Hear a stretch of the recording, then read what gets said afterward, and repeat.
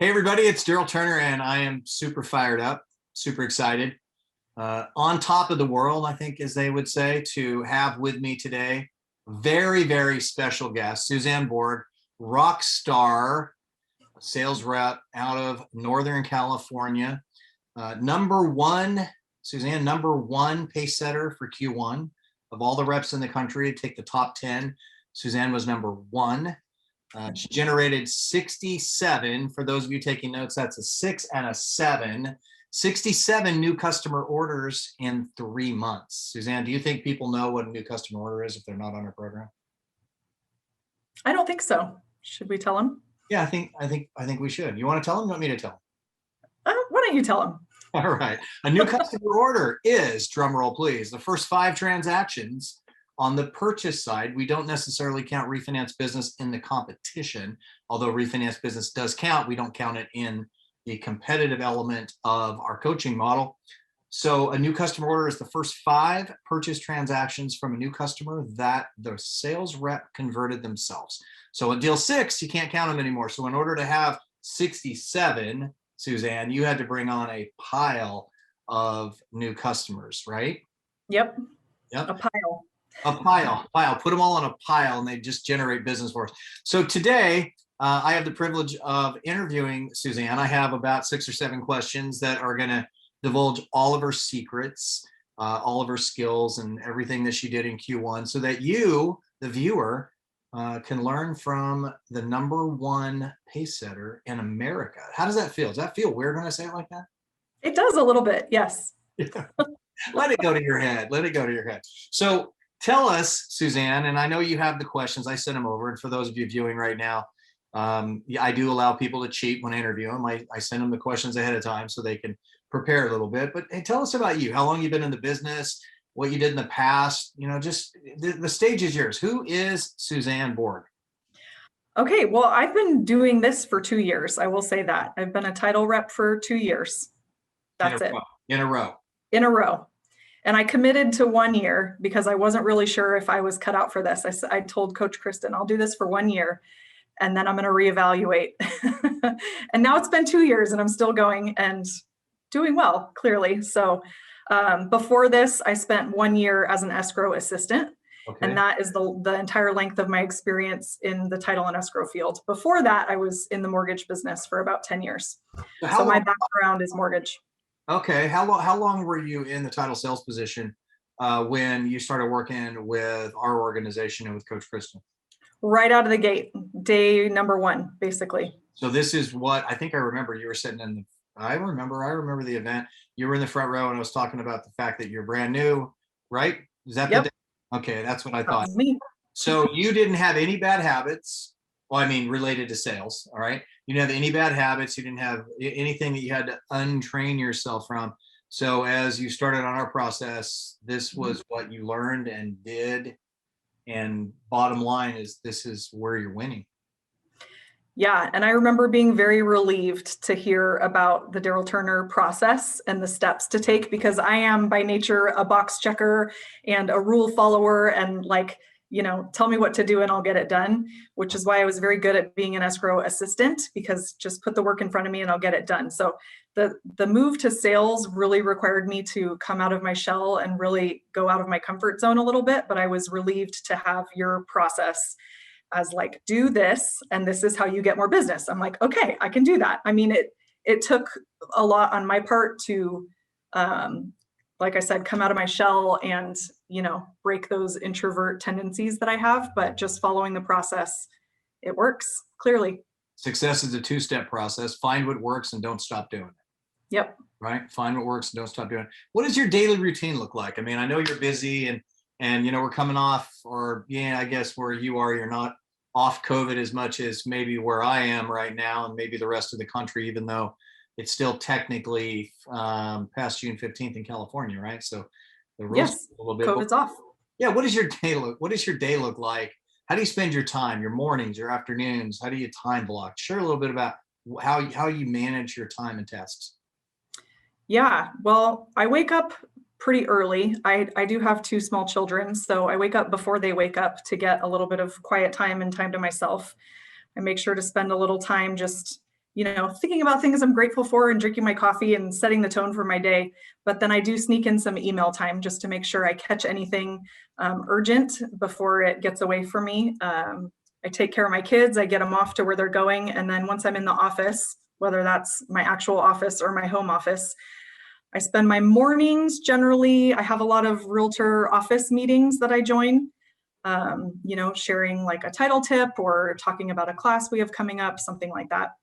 But I always time block every day a little bit of time to do my VDIs and my EVIs. And those are the calls that we make to our non-directing customers just to start the process with them.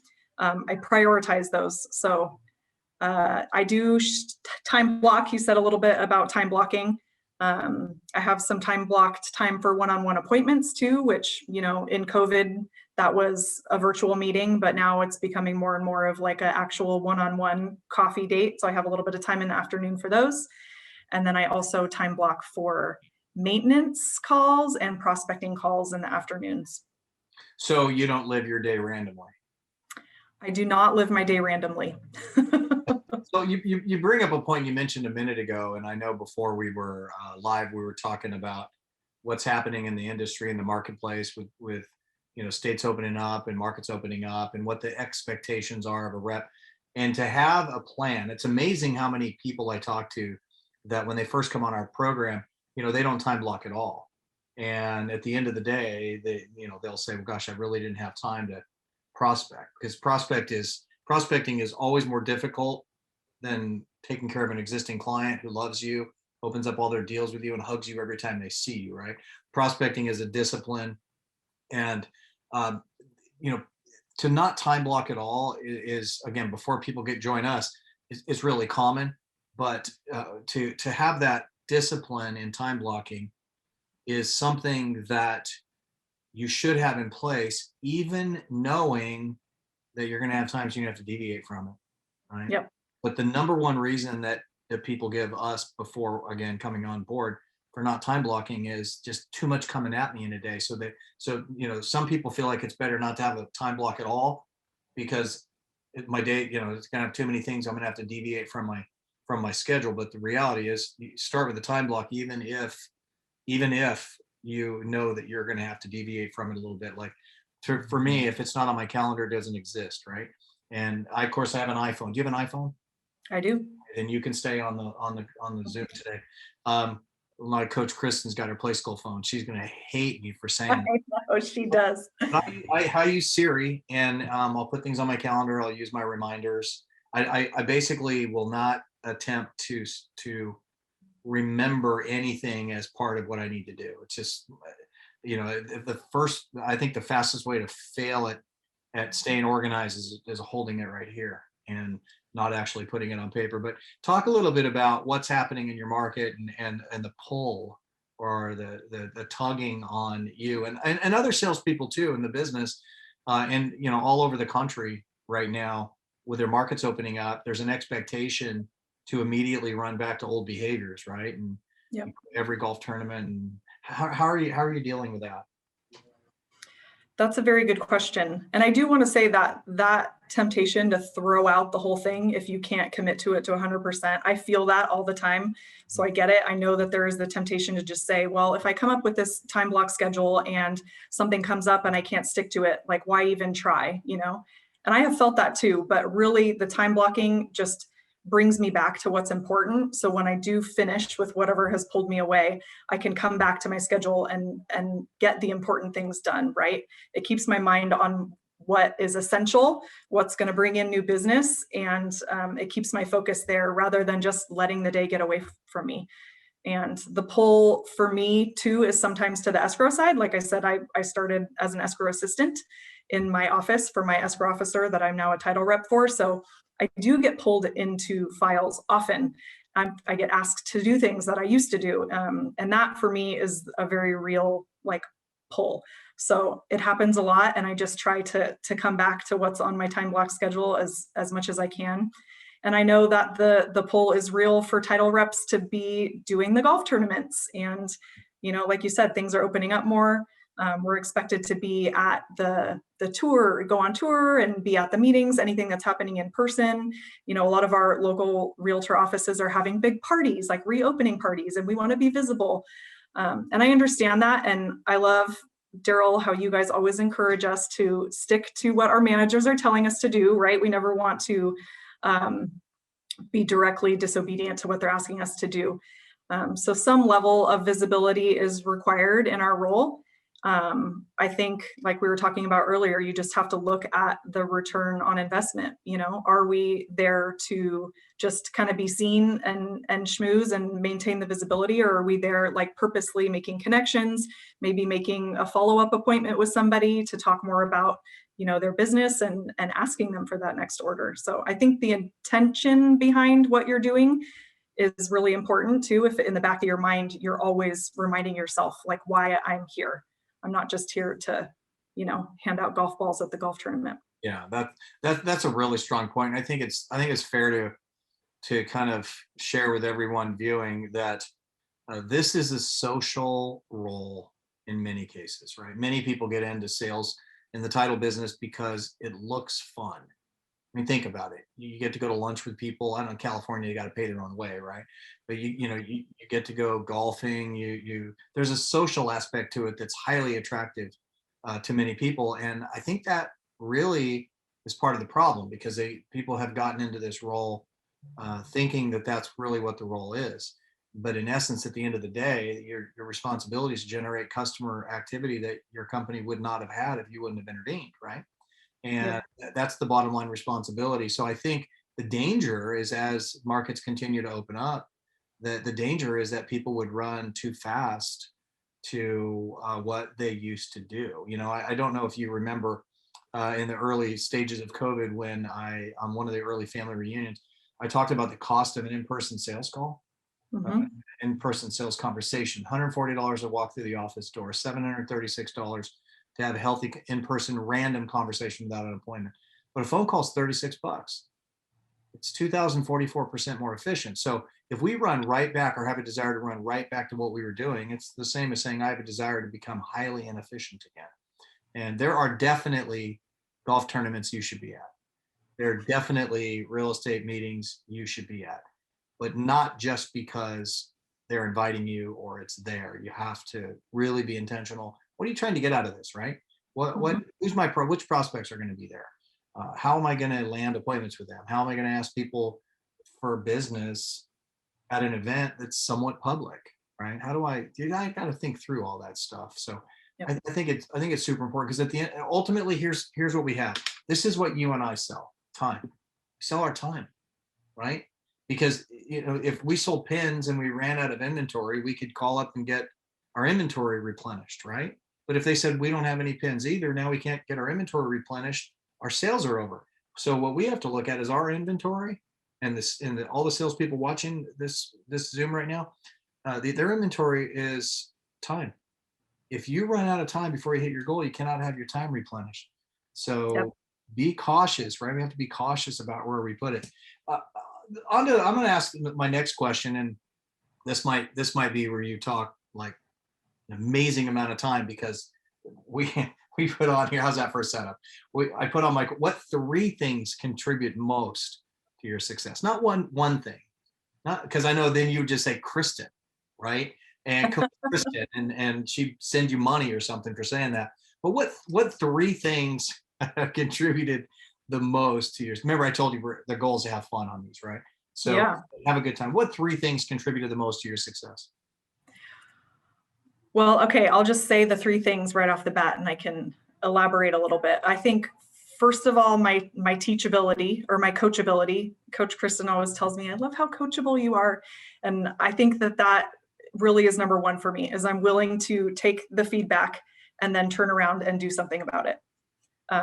So my willingness to try, despite my fear of failure, right? Of hearing no. This is the first time I've ever been in a sales role in my whole life. So I'm not really used to that, hearing no. A lot of salespeople are, and they're okay with it, but I had to learn to get past that and know that I can keep trying until I get the yes, and not actually letting it, make me think that I'm not doing my job very well. Mhm. And then the third thing I think is my commitment to the process, just this sticking with the process as closely as I can, knowing that I'm not going to be able to do it 100% of the time, and that's okay. Like, I do tend toward the all or nothing mentality of like, if I cannot do this perfectly, I don't even want to try. And I've had to let go of that a little bit and just say, something is better than nothing. And even if I can just get in my VDI at the beginning and one good news update on a Friday, if I miss a couple, it's okay. Still call and do that EVI and ask them for the next order. And, a lot of the times it works out for me. But Yeah. so those are my three. So go over them one more time.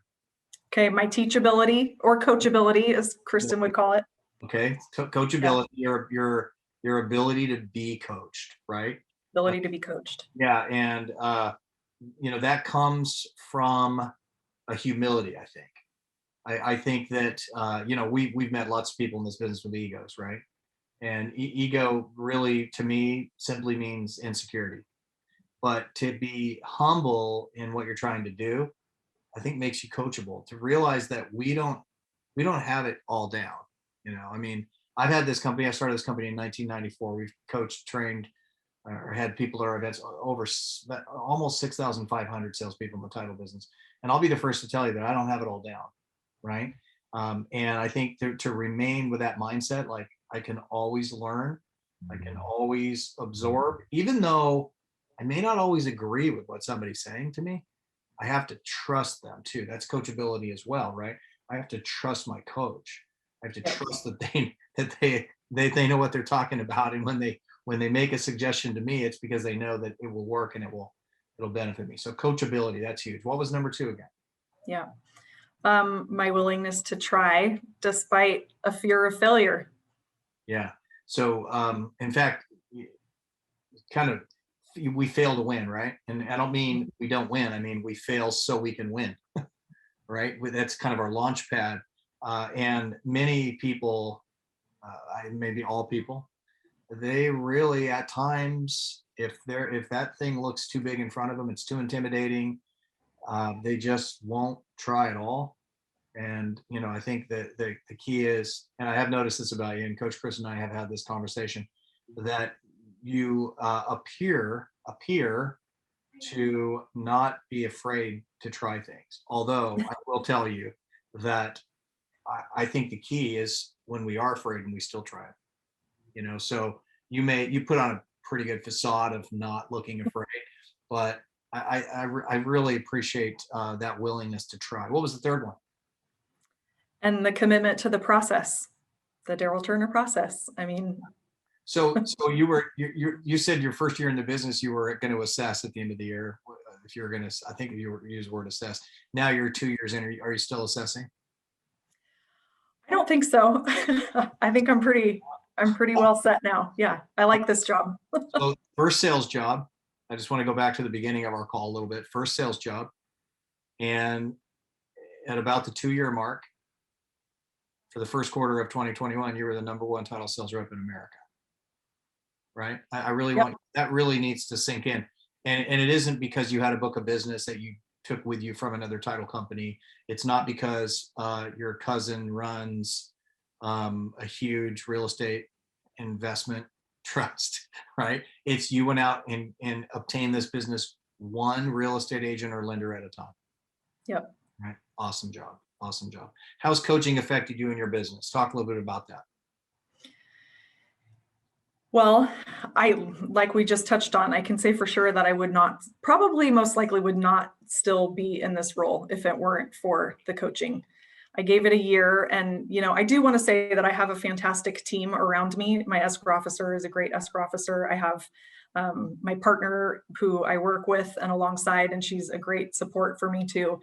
But yeah, I think so I committed to a year, and then 8 months into that year, COVID hit, right? The pandemic happens and we're all at home.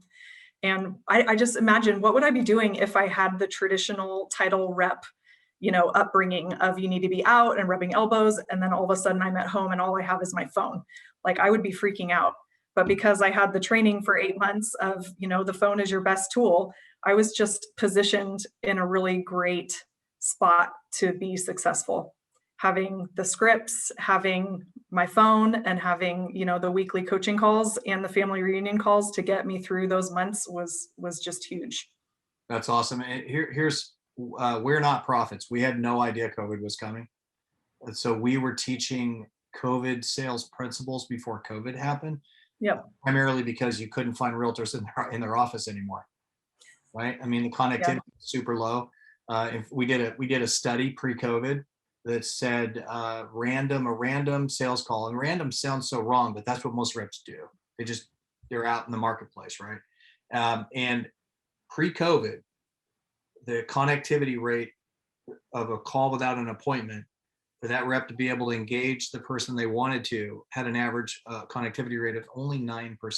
91% of the time they would walk through the door of the office and not be able to connect with the person they wanted. There was only a 19% connectivity rate with anyone that made their sales call worthwhile. So which means 81% of the time they didn't talk to anybody that made it worth their time to go in there. The company just spent $140 for them to walk through the door, right? Mm-hmm. So we launched what's called Title Sales 3.0, which is what just prior to you coming into the business, maybe a year prior to you coming into the business, because that's what was already happening in the marketplace. And the people that knew how to use the phone and maybe knew how to use Zoom, but definitely know how to use the phone, had good call objectives, good intention behind their calls, they didn't miss a beat. People like yourself, I mean, you not only didn't miss a beat, but you rose up, your performance rose up, because who are you competing with in the marketplace? A bunch of people that hadn't learned that yet, right? Yep. So congratulations for being willing to stick with that, because COVID was a very interesting time for all of us. We all went from, if you'd have told me 2 years ago that I would be able to work, do what I do, and help companies and salespeople across the country without getting on an airplane, mm-hmm. I would have told you you're insane. There's no possible way that could happen, because I was flying every Wednesday to Friday, every week, sometimes longer, sometimes more often. And I was doing 125 live events a year around the country in person. And it's like, there's no way. And then all of a sudden, boom, kind of a forced recalibration. And I got to tell you, as much as COVID really made things uncomfortable for people, I am thankful for many aspects, many things that came out of it. I never slept in my own bed so many nights in a row in my life. Okay. I did about a month ago. I counted up how many Zooms I had done in the last 12 months, about a month ago. So it's more now. You want to take a guess how many Zoom meetings I did? About 1/3, 1/4 to 1/3 were large events. Okay. But all the rest were things like this, or coaching sessions or leadership deals I did. Take a guess in 12 months, as of a month ago, how many Zoom meetings I had in the last 12 months. I'm going to guess in the hundreds. How many? 200, 300. 300. 250, maybe. 250. What is this? The Price is Right? This is right. I don't want to go too high. 1,007. No way. That was a month ago. So now I got to go back and recount the last month, right? Wow. But, and of course, we have meetings scheduled. We're heading down to Guam soon. We got about 5 trips planned in the next couple months where we're going to be back on site because it's necessary. But we're not going to go back to the old ways. We're not going to be traveling our life away again. But COVID did a lot of good things for us. At the same time, we got a little messed up there for a little while. But man, there's a silver lining on every single cloud. So here's the big question. Okay, there's a lot of title salespeople watching this video right now, and they all have the same question. If Suzanne Borg, the #1 rep in the United States of America, Q1 of 2021, could give me some advice, number one, what would she tell me to do? And number two, I probably should do it. What's the best advice you can give salespeople that are watching this right now? Well, if you're not a part of the program, join the program. And then I would just say, follow the process and do what your coach tells you to do. That's all I've done. How about somebody that doesn't have a coach and maybe they can't get one? Maybe their company just doesn't do that kind of stuff. Can you think of something you might suggest that they begin to do right away to up their game? Yeah, I think time blocking is important. Examining why you do the things that you do and not just going along for the ride with all the events and things you're expected to show up to. And do some prospecting. Pick up the phone and call people. It really is. It's math, but it's also skill, right? So you need to hone your skills, practice your scripts, know what you're going to say before you call. And then here's my trick. I just start dialing and then I hit send.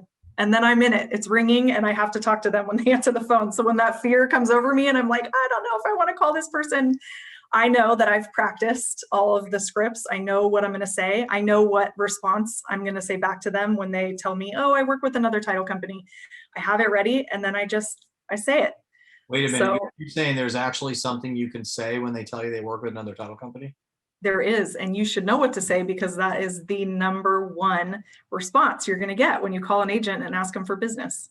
So what percentage of prospects work with other companies? 100%. 100. You would think since it's present 100% of the time that salespeople will have mastered that by now. But the truth is, and I think you and I both know this, we subconsciously script our way around those things we don't know how to handle. And so most reps aren't really that good at handling that objection. Right? Yep. Should we offer a solution right now to them? I think we should. Do you want me to do it or you want to do it? I'll let you do it. All right. So number one objection, you need to have a script for it, right? And scripts, people are like, I don't like scripts, Darryl. I don't like scripts. A script is nothing more than knowing what to say. So next time you say, I don't like scripts, try this, say this and see how it sounds. I don't like knowing what to say. Yeah, it changes the sales call. I don't like being prepared. I don't like having the right response. I don't want to be that good at this, Darryl. So I don't like scripts. Here's your script. Anybody that says, hey, I got a relationship with so-and-so at XYZ, or I do business with another title company, start off with something that buys you 3 seconds and catches them off guard. And the statement is, Suzanne, I know you know this one. I'm so glad you said that. There you go. I love it. In fact, anyone worth pursuing in this business currently has a relationship with at least one, if not two other title companies. And frankly, Suzanne, I've done my homework and you are definitely worth pursuing. And then keep talking, move past it. You're not going to take that relationship and minimize it. You're not going to outdo it. It's not going to magically go away. You just need to reposition it behind you. And I don't know if you've ever noticed this, but I've never actually had a real estate agent tell me they're not worth pursuing ever, not one time. And so I'm telling them the truth, right? Number one, I am glad they said it. And maybe I didn't want to hear it, but I can't do anything about it unless they tell me, right? Yep. So I am glad they said it. And anybody worth pursuing has a relationship with at least one, if not two other title companies. That's the truth. And I've done my homework and you're worth pursuing. That's the truth. So I believe you tell people the truth and you've got a good script, you stand a really good chance. How did we do? Did we give away a free nugget to all the people watching today? I think we did.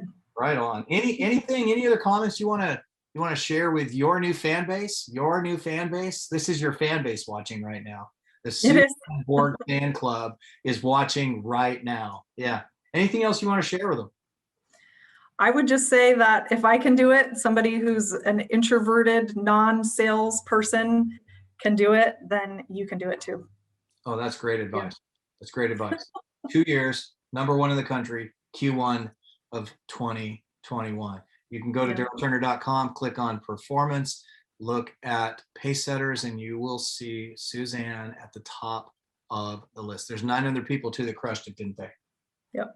Yeah, 9 other people crushed it, over $1,157,000 in plus revenue from 10 reps in 3 months, plus revenue over and above what their company would have had. So congratulations, Suzanne. Thanks for being with me today. Thanks for sharing your nuggets with the whole industry and your new fan base. I'm telling you, I think we need to hashtag Suzanne Borg fan club. In fact, I'm going to do it. You guys are so funny, you and Kristen. I'm going to put that out there, but appreciate you being here today. And for you viewing, hey, take note, 2 years to number one in Q1 of 2021 in the whole country. And I love what you said at the end. If I can do it, I'd say, did you say introvert? Is that what you said? Introverted? Introverted. Yeah. I don't think anybody saw that today, but you feel that, right? So from your opinion, if you can do it, anybody can do it. I think that's amazing. And let that be the vote of confidence for the rest of you watching today. So go out there, crush your goals, set them first. That's a key. Set your goals and then crush them. And for more information about the program Suzanne mentioned many times, just email us at info@darrylturner.com. We'd be happy to get you some information on what that would look like and how we can get you started right away. Thanks for joining today, and I look forward to seeing you next time. Probably Suzanne again, somewhere down the line, another interview. All right, Suzanne, thanks.